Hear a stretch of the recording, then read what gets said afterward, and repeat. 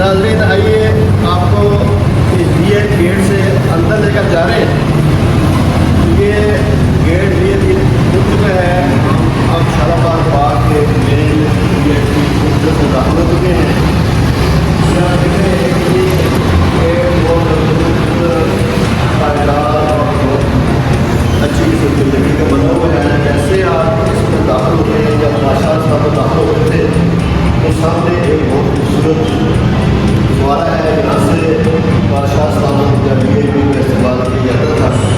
बहुत खूबसूरत मार्बल से, काला मार्बल है, पीला मार्बल है और सफेद मार्बल से ये खूबसूरत फुवारा बना हुआ है।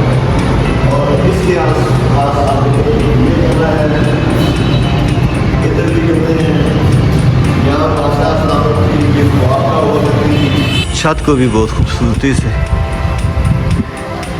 शीशों से सजाया गया है। इसकी खूबसूरती देखने के काबिल है। और यहाँ आप देखें कि इस बारादरी के इसके उस पार आपको दूसरा तख्ता नज़र आ रहा है जिसमें फुवारे इस वक्त मुसलसल चल रहे हैं।